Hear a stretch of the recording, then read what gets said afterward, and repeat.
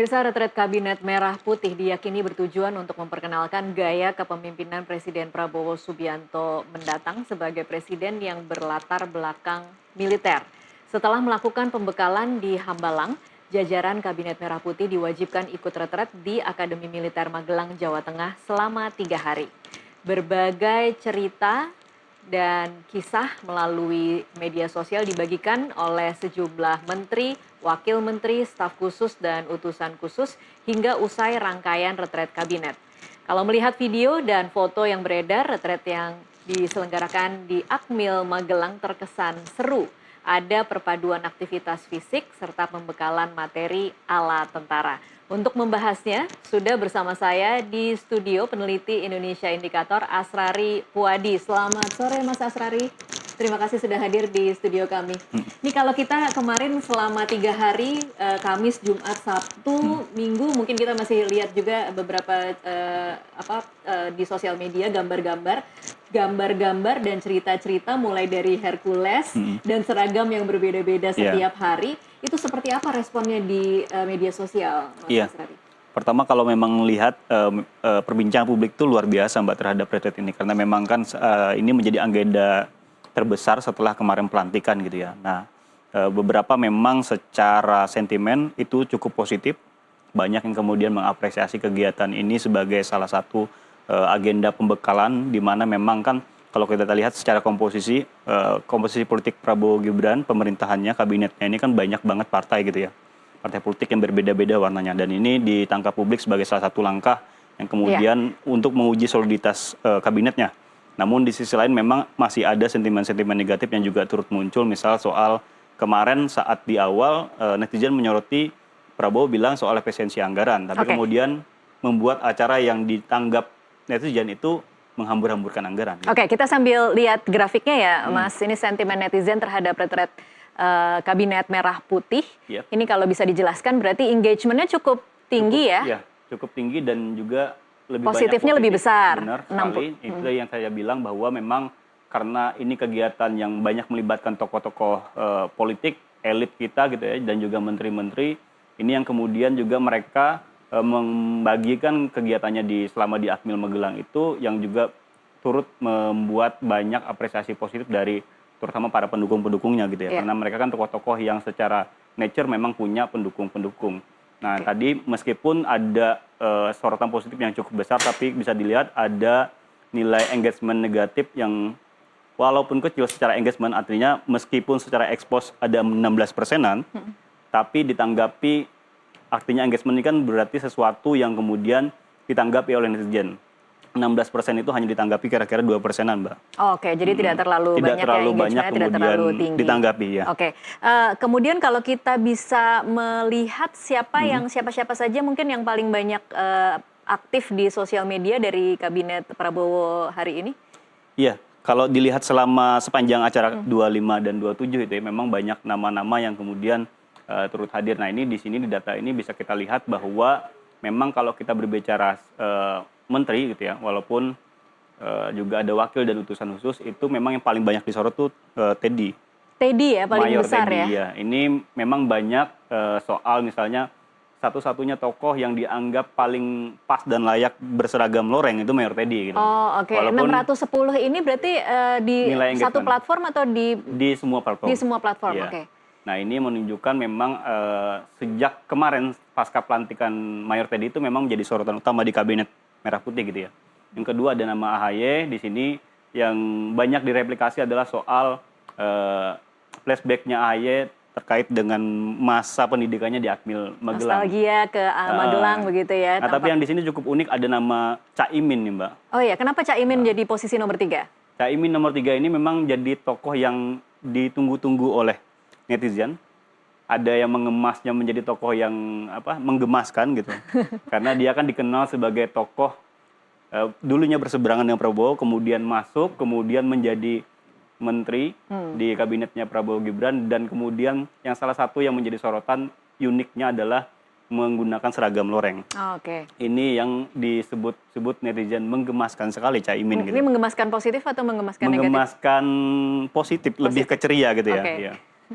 Kemudian kalau di wakil menteri itu ada namanya Prof. Stella, ini memang salah satu yang disoroti adalah soal penjelasan Prof. Stella soal ada kaitannya antara pembekalan yang dilakukan oleh Prabowo di Akmil Magelang itu dengan kemudian kecerdasan ataupun soliditas secara saintifik gitu. Ini upaya-upaya penjelasannya. Kemudian kalau dilihat di utusan khusus memang banyak nama-nama yang dulunya berasal dari influencer gitu. Misalnya ada Raffi Ahmad, kemudian juga ada tokoh yang dari PAN Zita Anjani, kemudian ada nama Luhut Binsar Panjaitan. Nah, khusus untuk Luhut ini agak menarik diksi yang keluar, Mbak. Setiap presiden ada masanya, itu disebutkan, tapi setiap masa ada Luhutnya gitu. Nah, ini yang kemudian muncul diksi-diksi yang keluar dari netizen dan ini cukup menarik lah intinya bahwa netizen itu memang menaruh juga sentimen positif, ada diksi-diksi yang lucu, ada hal-hal yang kemudian disoroti banyak menaikkan emosi, tapi juga memang ada tadi yang saya bilang bahwa ada sentimen-sentimen negatif terkait dengan pembekalan ini. Walaupun kita perlu apresiasi juga, ini mungkin salah satu metode baru yang dilakukan oleh pemerintahan baru, dan semoga saja ini jadi awal baru yang baik bagi Kabinet Prabowo Gibran. Oke, kalau analisa Anda melihat betapa masifnya memang cerita-cerita dan gambar-gambar dari Magelang, dari Bukit Tidar, itu memang personal branding mereka sendiri yang memang mengejar bahwa ini bisa jadi konten, atau memang ini strategi secara kabinet? Kalau kami melihatnya kan yang tadi saya bilang di depan adalah ini soal bagaimana menciptakan bahwa meskipun kabinet ini sangat gemuk, kabinet ini disentimenkan negatif sejak awal bahwa bertambahnya kabinet baru, bertambahnya anggaran, tapi yang diusahakan menurut kami citranya adalah soal bagaimana meskipun kabinet gemuk, ini kabinet yang solid, kabinet yang siap bekerja, kabinet yang kemudian siap panas-panasan, siap juga hujan-hujanan, itu kan yang paling banyak kemudian diunggah oleh netizen ketika Prabowo kemudian jalan memimpin upacara senja, parade senja, ya? yang kemudian itu yang banyak dinarasikan bahwa ini menandakan kabinet ini solid gitu, Mbak. Oke. Apalagi mungkin data-data yang Anda miliki yang kemudian bisa menjadi poin menarik dari bagaimana interaksi para menteri ini di sosial media, Mas Asrari? Iya, kalau dilihat tadi kalau kita ngomong secara keseluruhan di platform gitu ya, secara sentimen, tapi kalau kita lihat secara jaring ini memang perbincangan soal retreat di Magelang ini cukup 50-50 gitu. Kita bilang bahwa memang secara jejaring perbincangan di Twitter terutama itu angka yang menunjukkan antara pro dan kontra itu cukup selisihnya tipis. Di mana kalau kita lihat jejaring dari kelompok yang pro itu sebesar 46,82%, itu lebih banyak diproduksi oleh akun-akun yang memang punya kaitan atau menjadi tokoh di dalam kabinet Merah Putih. Ada nama AHY di situ, ada nama Erick Thohir, ada juga nama Kapolri Listio Sigit yang mayoritas ini soal bagaimana mereka berkegiatan selama di di Lembah Tidar gitu ya. Hanya ini ya nama-nama yang pro, hanya yang muncul cuma Listio Sigit. Bukan, ini nama yang kemudian banyak ditanggapi atau besar. Banyak ditanggapi, oke. Kemudian kalau di kelompok kontra ini memang lebih banyak menyoroti tadi yang saya bilang soal bagaimana pembekalan ini ataupun kegiatan di Akmil ini itu disoroti soal tadi, terutama soal anggaran, kemudian soal misalnya satir-satir soal kayaknya kabinet-kabinet ini ada beberapa orang yang tidak cocok memakai baju loreng gitu. Nah ini yang kemudian muncul juga satir-satirnya seperti itu gitu ya. Terus juga ini soal ada dugaan ada penggunaan pesawat jet pribadi kepada beberapa tokoh yang masih juga disorot. Walaupun ini kita belum bisa klarifikasi gitu ya, tapi isu-isu itu kemudian yang muncul di kelompok-kelompok yang tadi kontras sebesar 41,51% gitu. Oke. Lalu selanjutnya bisa ke grafik berikutnya mungkin? Ya, mungkin kita bisa melihat grafik emotion ini menunjukkan tadi kalau kita ngomong sentimen positif, negatif. Nah, ini ada grafik emotion yang menjelaskan soal bagaimana sih emosi netizen terhadap kegiatan retreat KMP kemarin itu mayoritas memang senada dengan sentimen yaitu emotion trust, Mbak. Jadi ini emotion yang menggambarkan kepercayaan dari netizen terhadap kegiatan-kegiatan entah itu para tokohnya ataupun kegiatan yang tergambarkan dalam kegiatan di Akmil Magelang gitu ya. Mas Asrari, ini bedanya kanan dan kiri apa ya? Ini secara expose sebelah kiri menunjukkan expose yang kiri. Yes, yang sebelah kanan adalah engagement, artinya engagement yang kanan. Ya, engagement yang kanan itu menunjukkan bagaimana emotion yang ditanggapi secara persentase gitu. Jadi bisa terlihat bahwa konsisten expose baik secara expose ataupun engagement itu nilai angkanya trustnya makin besar gitu. Oke, trust-nya besar dan Trust-nya memang emosi-emosi negatifnya kecil ya. Kecil. Fear, anger, iya, disgust-nya benar itu sekali. kecil. Lebih besar kepada joy, anticipation, sama Yes, trust ya. benar. Oke. Oke. Oke, selanjutnya bisa ke grafik selanjutnya. Nah, kalau kita coba lihat dari isu-isu Mbak yang menarik selama diperbincangkan netizen itu cukup banyak sekali. Oh, ini ya? Iya, benar. Seragam loreng Nah, ini yang saya pejabat. bilang tadi bahwa secara ekspos memang banyak sekali kemudian netizen itu membahas soal seragam-seragam yang digunakan para pejabat atau kabinet menteri Prabowo Gibran yang dianggap memang ada beberapa tokoh yang dianggap pas sekali gitu, cocok dengan posturnya dan lain-lain, tapi juga yang dianggap lucu, menggemaskan. Dan yang menarik itu ada narasi soal misalnya Gibran disebut seperti artisnya K-pop gitu loh. Artis K-pop. Yang lagi wamil gitu loh, oke, wajib militer wamil. itu yang Iya, keluar. iya. Kemudian tentu ada parade senja yang juga mendapatkan atensi besar oleh netizen, terutama di situ ada momen di mana Prabowo seperti yang tersebar sudah di beberapa video viralnya itu memimpin upacara atau parade senja yang kemudian diulas oleh netizen. Ini menjadi satu momen yang sangat mengharukan, di mana ini dianggap sebagai pemimpin yang memang siap kerja panas dan hujan gitu. Oke. Itu juga yang kemudian membuat perbincangan terhadap pembekalan di Akmil ini menarik atensi netizen gitu Mbak. Baik, kita masih akan lanjutkan Mas Asrari di segmen selanjutnya. Pemirsa tetaplah bersama kami akan kembali usai jeda.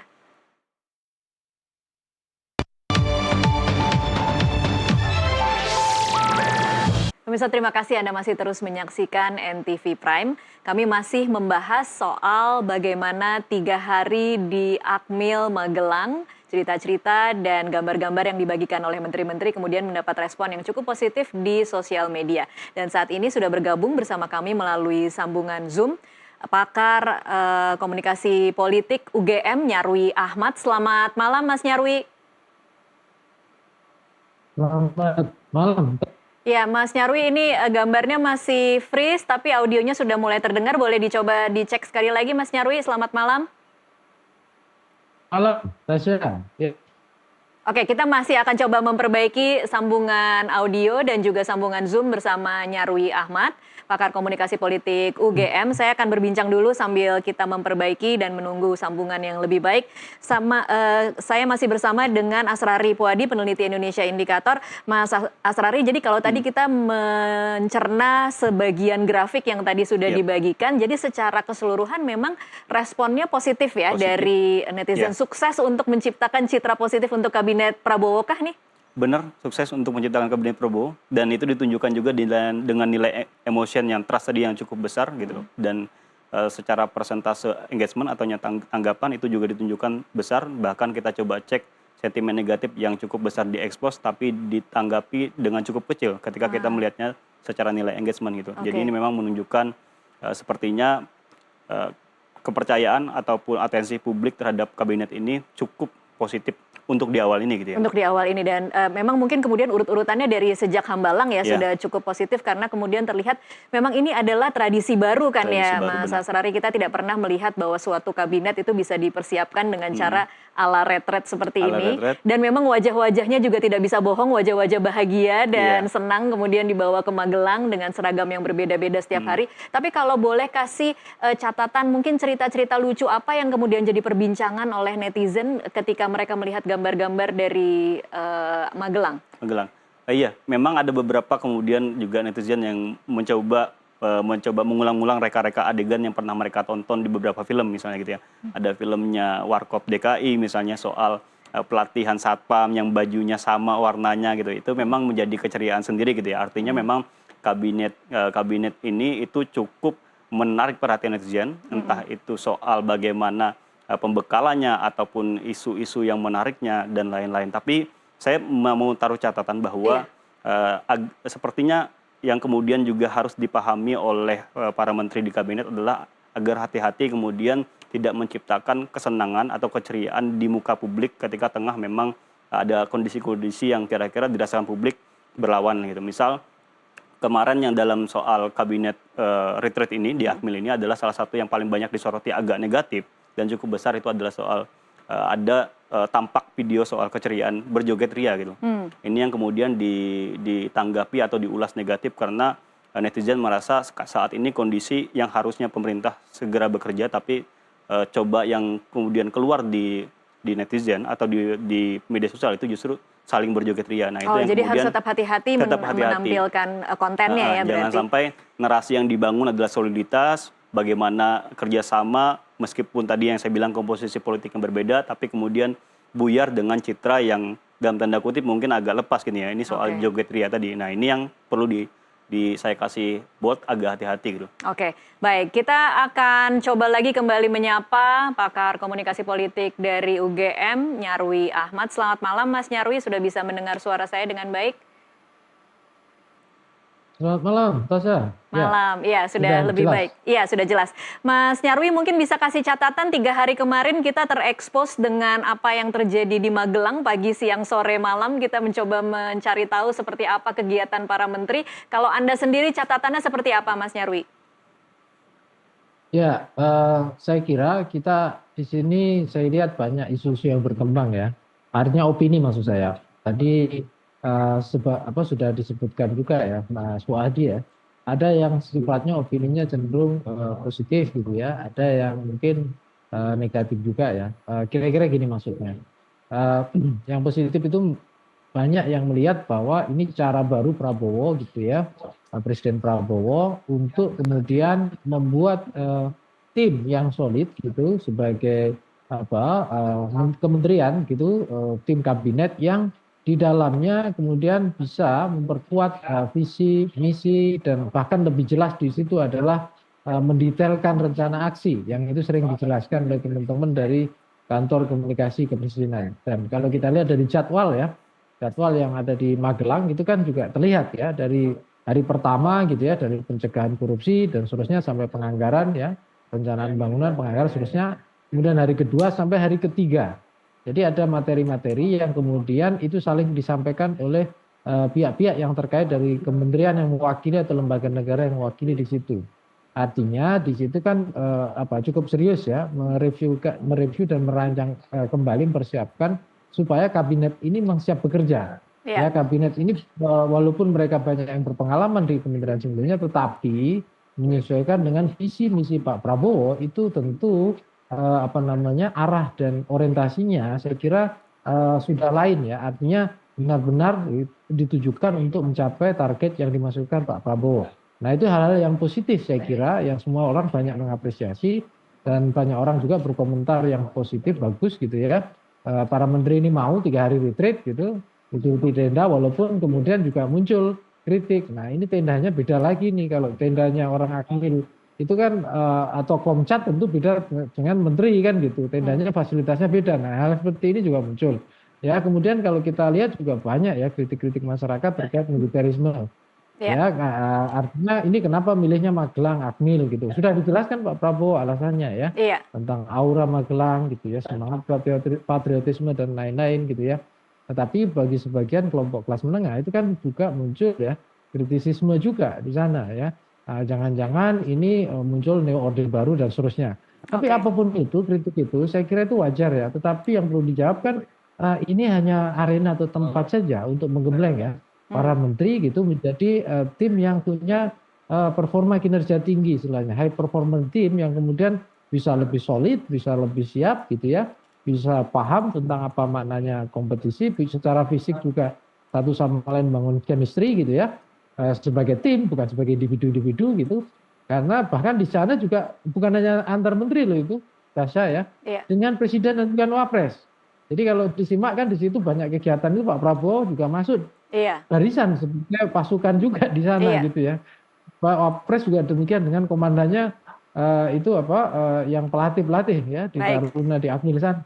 Nah di situ kan sebenarnya menunjukkan gitu ya, mereka semua digembleng atau masuk dalam barisan, termasuk bahkan dicontohkan oleh Presiden dan Wapres, itu hal yang positif. Tapi memang gitu ya, tadi dari kritik-kritik juga muncul ya tentang kemudian ini kok mindset militerisme terlalu dominan, gitu, warna militeristiknya dominan. Bahkan banyak dikritik juga ini Pak Prabowo komposisi kabinetnya kok banyak yang lulusan Akmilnya makin banyak gitu ya, dibandingkan presiden-presiden sebelumnya gitu ya. Bahkan simbolisasi warna loreng-loreng ini kok sipil kenapa ikut loreng-loreng gitu. Walaupun loreng yang dimaksudkan di situ kalau kita cek ya, itu kan seragam Komcat ya, Iya, Komandan cadangan, Cadangan, iya. bukan ya bukan di struktur kemiliteran aktif ya dari berbagai divisi atau unit gitu loh, batalion misalnya begitu enggak. Jadi itu juga banyak juga ya banyak suara-suara seperti itu. Tapi apapun itu ya kita ini kan negara demokrasi ya. Tentu ada orang yang juga bangga ya, tentu ya. Iya. Siapa yang ingin gitu ya negara yang kuat Iya, dengan militer yang bagus. ada kerinduan ya Mas Nyarwi akan sosok pimpinan yang berlatar belakang militer yang kemudian mungkin lebih bisa ada kesan tegas dan bisa menggerakkan pasukan dengan lebih cepat. Ada kesan-kesan seperti itu tidak menurut Mas Nyarwi? Ya, saya lihat ada kecenderungan seperti itu. Tetapi itu nggak hanya di Indonesia ya, tak saya. Coba lihat aja ya di negara-negara yang lain di Asia, khususnya yang demokrasinya di bawah kita orang sering menyebutnya ya.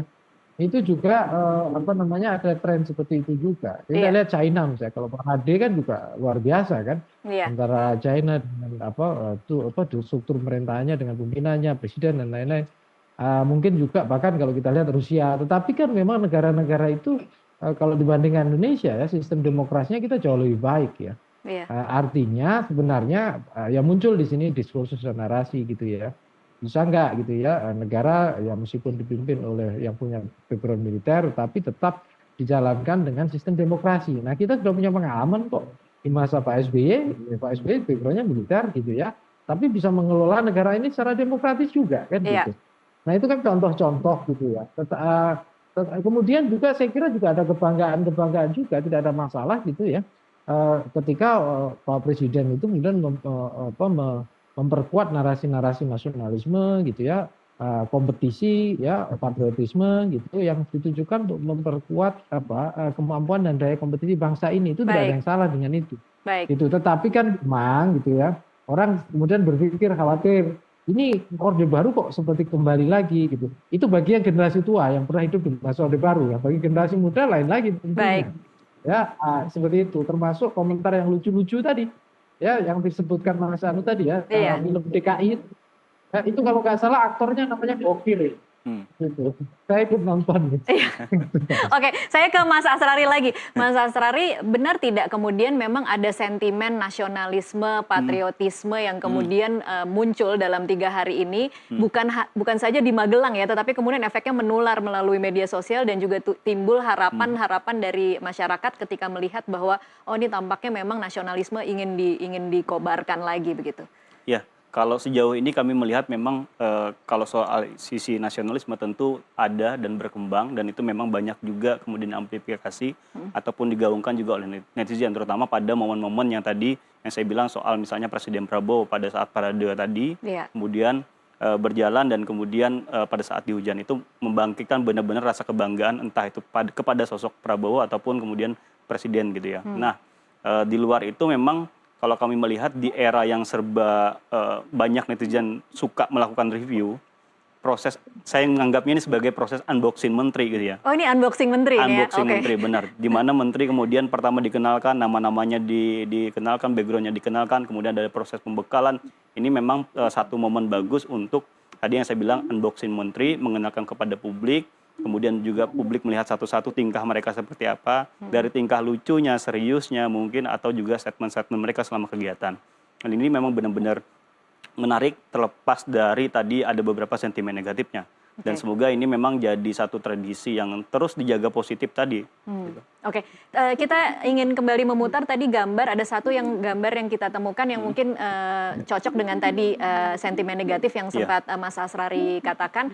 Apakah ini gambar yang dimaksud dan seperti apa sentimennya di sosial media, Mas Asrari? Iya, soal video yang sedang kita simak soal joget ini memang banyak ulas secara negatif itu ya, karena memang netizen merasa bahwa kegiatan-kegiatan yang ada di Akmil itu seharusnya memang lebih banyak soal bagaimana tadi soliditas, kemudian pembekalan-pembekalan, dan juga bagaimana mereka bisa disatukan, didisiplinkan. Nah, kemudian video ini muncul ketika satu momen sebelumnya ada momen di mana Prabowo yang diulas betul sekali seolah mendisiplinkan para kabinetnya, para menterinya. Dan ini dianggap berlawanan dengan kondisi netizen di mana merasakan ada sesuatu yang sedang bertolak belakang, misalnya soal ekonomi dan lain-lain. Ada keceriaan di sisi lain, ada juga tadi soal sentimen agak obrolan satria soal kok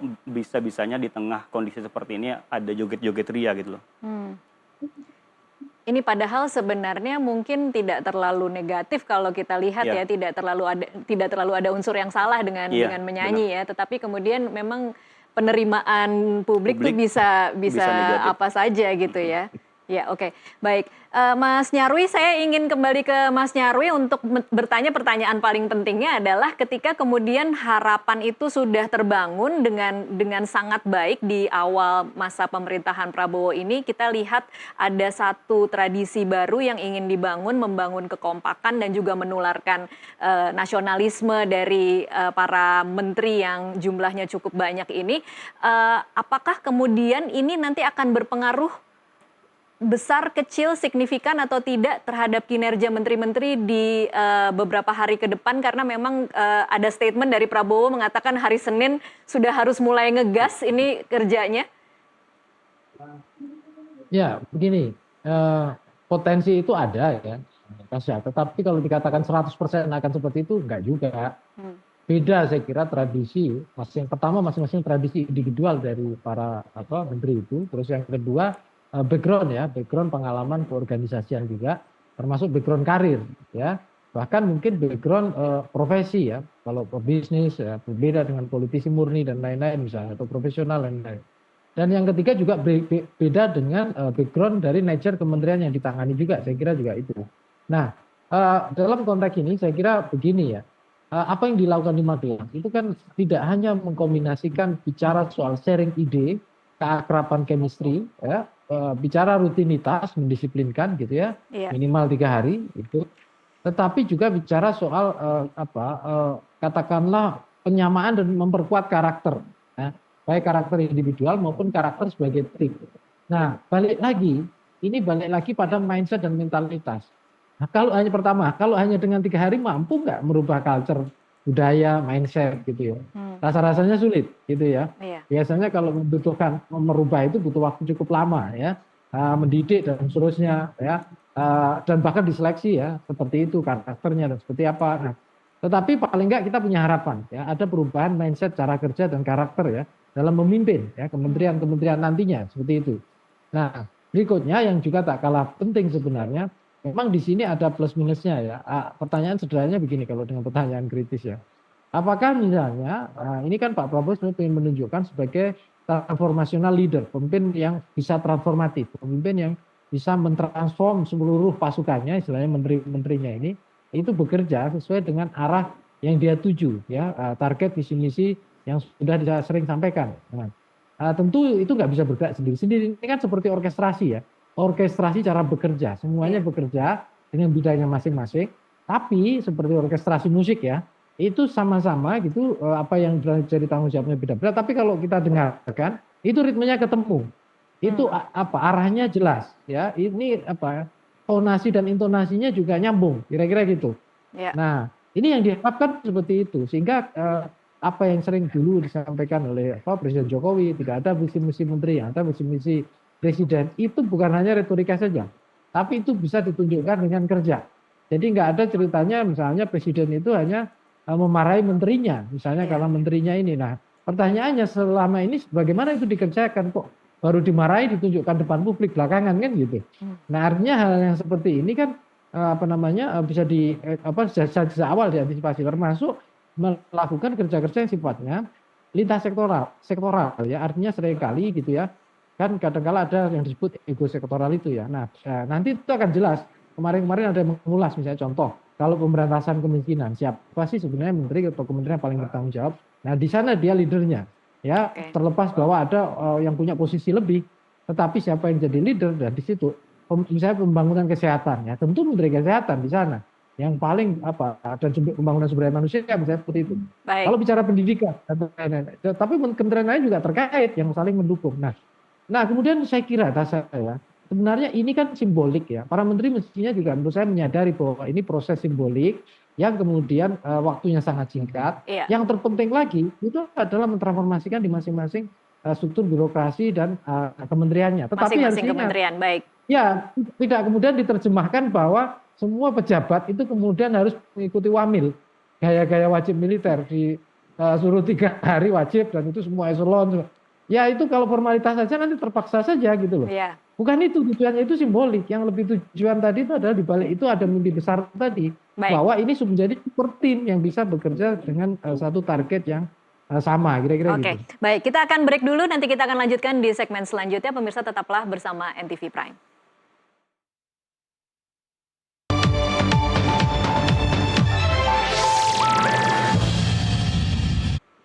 Pemirsa, terima kasih Anda masih terus menyaksikan NTV Prime. Kita lanjutkan perbincangan. Saya ke Mas Asrari lagi.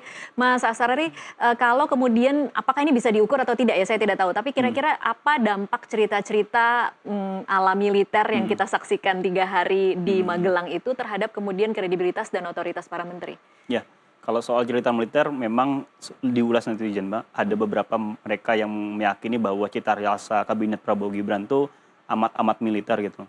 Pertama tadi soal porsi menteri yang kemudian bertambah dari mereka-mereka yang entah itu mereka yang aktif ataupun purnawirawan gitu. Kemudian kedua ada metode tadi pembekalan yang dilakukan di Akmil, ini memang menguatkan narasi soal cita rasa militer. Walaupun di sisi lain memang soal cita rasa militer ini juga disoroti positif, misalnya tadi soal kedisiplinan, soal kesolidan, soal membangun chemistry tadi yang disebut juga oleh Mas Nyarwi gitu. Nah tapi gini Mbak, kalau kita berbicara soal militer maka juga ada kita ingat bahwa ingatan publik itu agak-agak negatif soal bagaimana masuknya aparat-aparat ke dalam menteri ataupun tugas-tugas di sipil gitu. Nah ini yang perlu dijaga betul gitu. Walaupun tadi saya bilang cita rasa militer dengan ingatan memori publik yang cukup kuat soal duifungsi dan lain-lain itu harusnya terus dijaga. Nah ini yang mau saya tarik bahwa kalau tadi saya bilang adalah sentimen positif sangat tinggi, kemudian emosi juga yang cukup besar kepercayaan publik, kita perlu ingat betul bahwa di netizen, di media sosial, kepercayaan publik itu bukan sesuatu yang permanen, Mbak. Semakin positif di awal bisa jadi nanti ketika ada 1-2 kasus yang negatif, kemudian juga disoroti cukup besar dan itu bisa kena semuanya.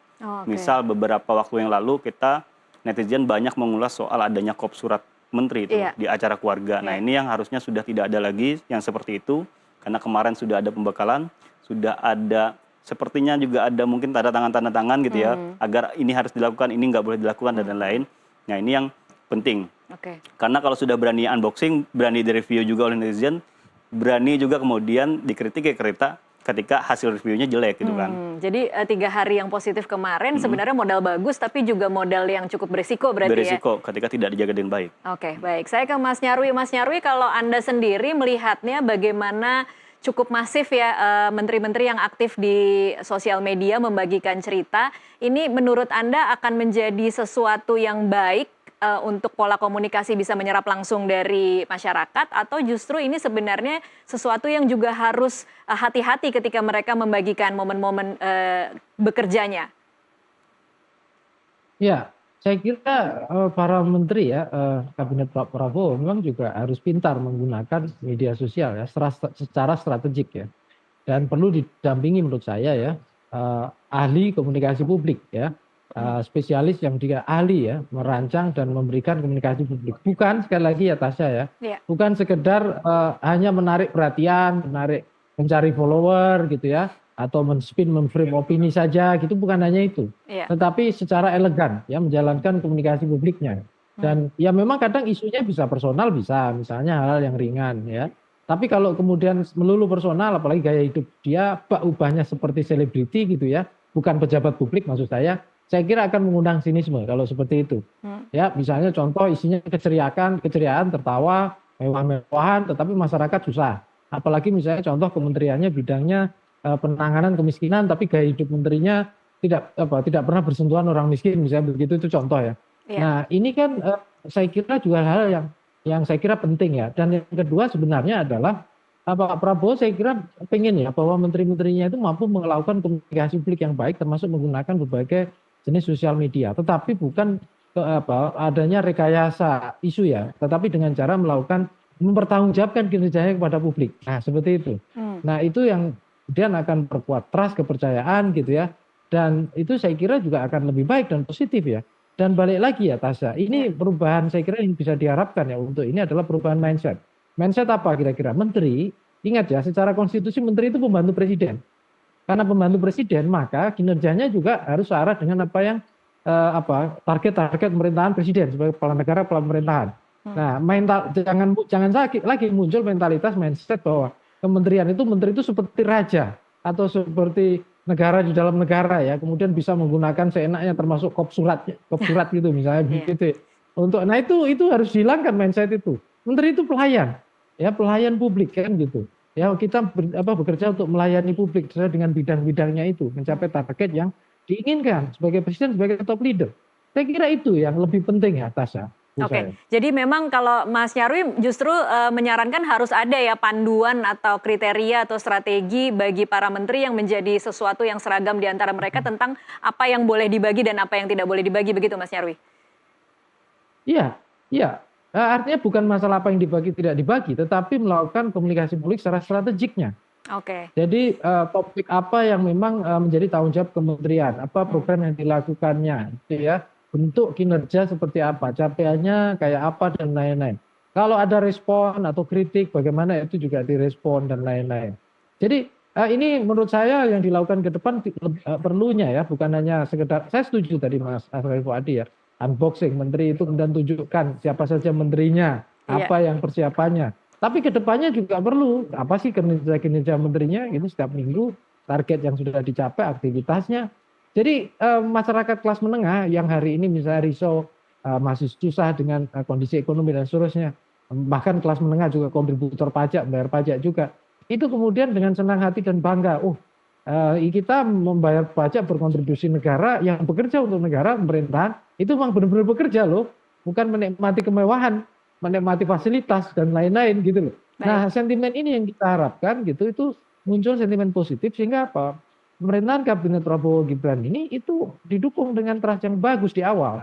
Ya, kemudian punya semangat kerja yang bagus sehingga berbagai tantangan yang real, yang nyata yang sudah kita hadapi, pertumbuhan ekonomi yang masih bergerak kurang lebih 5% itu segera melejit gitu ya. Kondisi yang lain-lain itu juga berubah seperti itu.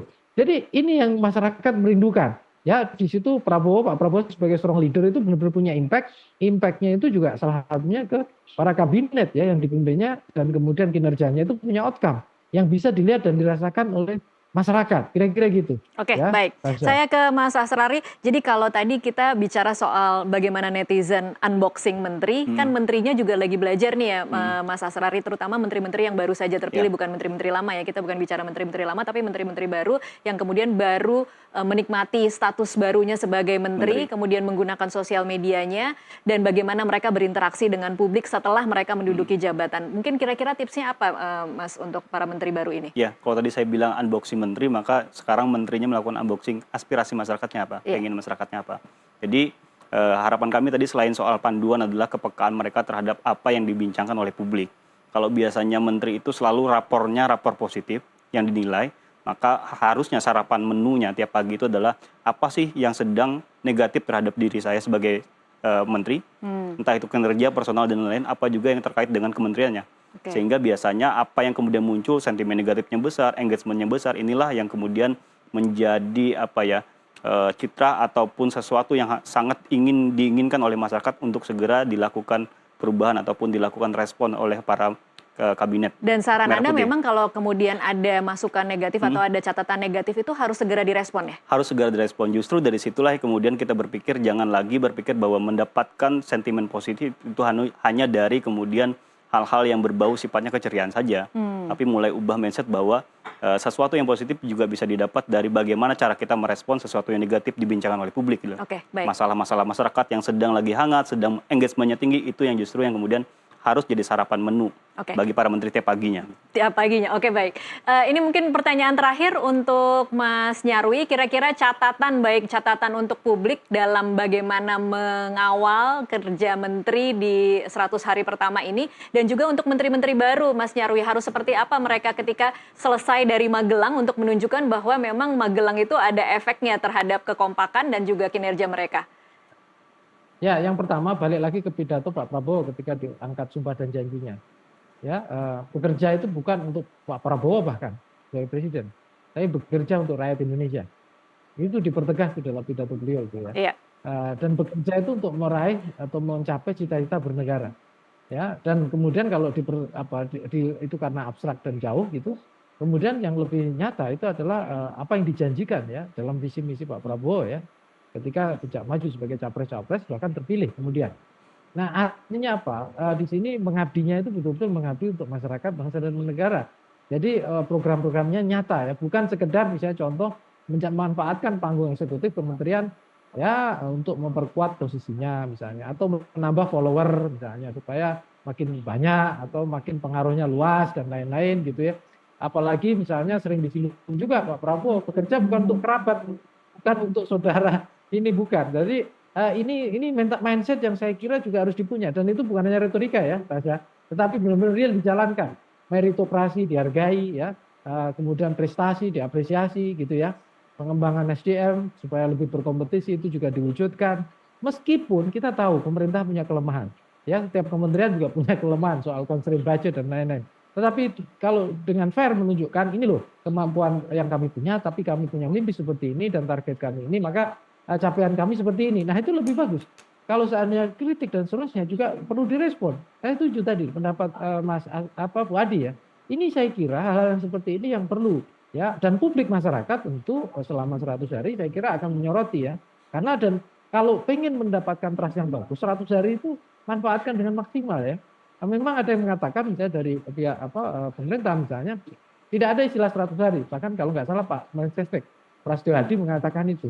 Betul, justru itu mindset-nya yang harus punya pemerintah. Tetapi publik itu biasanya akan melihat ya dengan 100 hari ya itu seperti apa capaian utama yang menonjol dan dari situ basis kepercayaan masyarakat itu akan diperoleh. Kalau makin melejit dan makin bagus, saya kira itu menjadi modal yang luar biasa kuat ya bagi pemerintahan Pak Prabowo untuk memaksimalkan capaiannya dan selalu gitu potensial terus-menerus didukung oleh masyarakat. Iya. Seperti itu, Tasya. Baik, terima kasih Mas Nyarwi untuk waktunya bersama kami di NTV Prime. Saya ke Mas Asrari juga untuk closing statement. Kalau kita menyaksikan, memang dari tanggal 20 sih sebenarnya mungkin ya rata-rata sentimen positifnya sampai hari ini 28 Oktober, Hari Sumpah Pemuda itu masih terus positif harapan masyarakat terhadap kabinet baru. Menurut Anda kira-kira apakah tren positif dan engagement tinggi terhadap para menteri ini akan terus berlanjut atau memang hanya kemarin per event aja atau seperti apa kira-kira Mas? Tergantung dengan kinerja mereka nanti ya, gitu ya.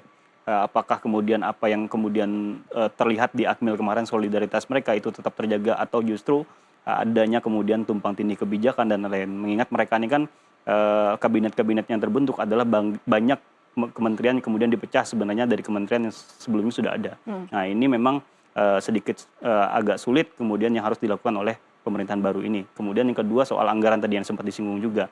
Ketika anggaran yang kemudian kecil ini bisa dimanfaatkan dengan baik, yang tadi saya bilang bahwa bagaimana respon-respon negatif dari masyarakat justru jangan dihindari, justru itulah yang harus menjadi tugas kinerja utama mereka.